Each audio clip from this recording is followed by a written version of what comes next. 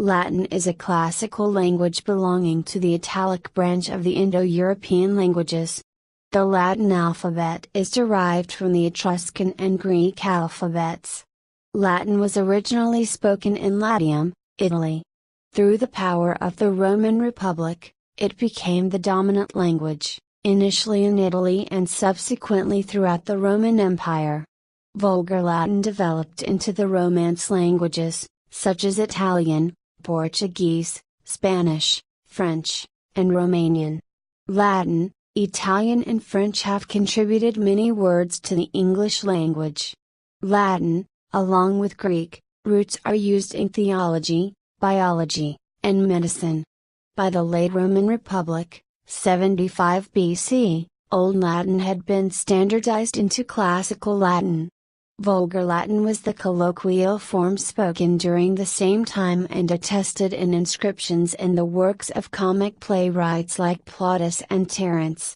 Late Latin is the written language beginning in the 3rd century AD, and Medieval Latin the language used from the 9th century until the Renaissance, which used Renaissance Latin. Later, Early Modern Latin and Modern Latin evolved. Latin was used as the language of international communication, scholarship, and science until well into the 18th century, when it began to be supplanted by vernaculars. Ecclesiastical Latin remains the official language of the Holy See and the Roman Rite of the Catholic Church. Today, many students, scholars, and members of the Catholic clergy speak Latin fluently. It is taught in primary, secondary, and post-secondary educational institutions around the world. Latin is a highly inflected language, with 3 distinct genders, 7 noun cases, 4 verb conjugations, 6 tenses, 3 persons, 3 moods, 2 voices, 2 aspects, and 2 numbers. Legacy: the Latin language has been passed down through various forms. Inscriptions: some inscriptions have been published in an internationally agreed upon, monumental, multivolume series termed the Corpus Inscriptionum Latinarum, SIL. Authors and publishers vary, but the format is about the same, volumes detailing inscriptions with a critical apparatus stating the provenance and relevant information. The reading and interpretation of these inscriptions is the subject matter of the field of epigraphy.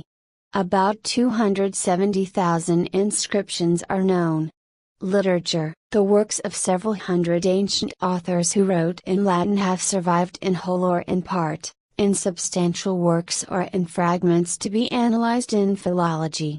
They are in part the subject matter of the field of classics. Their works were published in manuscript form before the invention of printing and now exist in carefully annotated printed editions such as the Loeb Classical Library, published by Harvard University Press, or the Oxford Classical Texts, published by Oxford University Press. Latin translations of modern literature such as The Hobbit, Treasure Island, Robinson Crusoe, Paddington Bear, Winnie the Pooh, The Adventures of Tintin, Asterix, Harry Potter, Walter the Farting Dog, Le Petit Prince, Max Unmeritz, How the Grinch Stole Christmas, The Cat in the Hat, and A Book of Fairy Tales, Fabulae Marbles, are intended to garner popular interest in the language. Additional resources include phrasebooks and resources for rendering everyday phrases and concepts into Latin, such as Meissner's Latin Phrasebook. Linguistics: Latin influence in English has been significant at all stages of its insular development. In the medieval period, much borrowing from Latin occurred through ecclesiastical usage established by St. Augustine of Canterbury in the 6th century or indirectly after the Norman conquest through the Anglo-Norman language. From the 16th to the 18th centuries, English writers cobbled together huge numbers of new words from Latin and Greek words. These were dubbed inkhorn terms, as if they had spilled from a pot of ink. Many of these words were used once by the author and then forgotten. Some useful ones, though, survived, such as imbibe and extrapolate. Many of the most common polysyllabic English words are of Latin origin through the medium of Old French. Due to the influence of Roman governance and Roman technology on the less developed nations under Roman dominion, those nations adopted Latin phraseology in some specialized areas, such as science, technology, medicine, and law.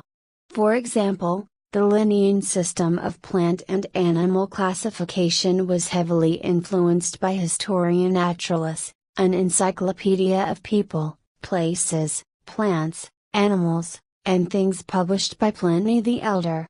Roman medicine, recorded in the works of such physicians as Galen, established that today's medical terminology would be primarily derived from Latin and Greek words, the Greek being filtered through the Latin. Roman engineering had the same effect on scientific terminology as a whole. Latin law principles have survived partly in a long list of legal Latin terms. A few international auxiliary languages have been heavily influenced by Latin. Interlingua is sometimes considered a simplified, modern version of the language.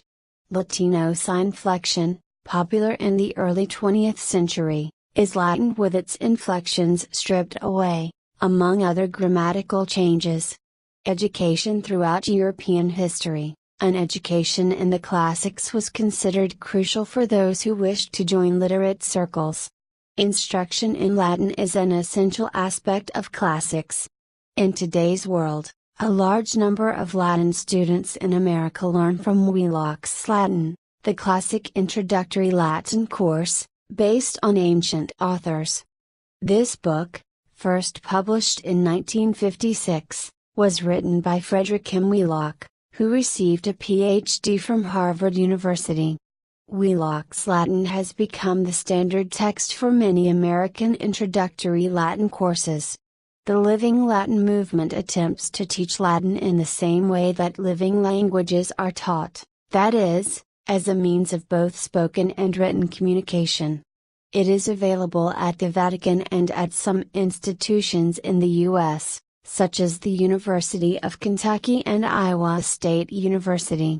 The British Cambridge University Press is a major supplier of Latin textbooks for all levels, such as the Cambridge Latin Course Series. It has also published a subseries of children's texts in Latin by Bell and Forte, which recounts the adventures of a mouse called Minimus. In the United Kingdom, the Classical Association encourages the study of antiquity through various means, such as publications and grants. The University of Cambridge, the Open University, a number of prestigious independent schools, for example Eton and Harrow, and Via Facilis, a London-based charity, run Latin courses. In the United States and Canada, the American Classical League supports every effort to further the study of classics. Its subsidiaries include the National Junior Classical League, with more than 50,000 members, which encourages high school students to pursue the study of Latin, and the National Senior Classical League, which encourages students to continue their study of the classics into college. The league also sponsors the National Latin Exam. Classicist Mary Beard wrote in the Times Literary Supplement in 2006 that the reason for learning Latin is because of what was written in it.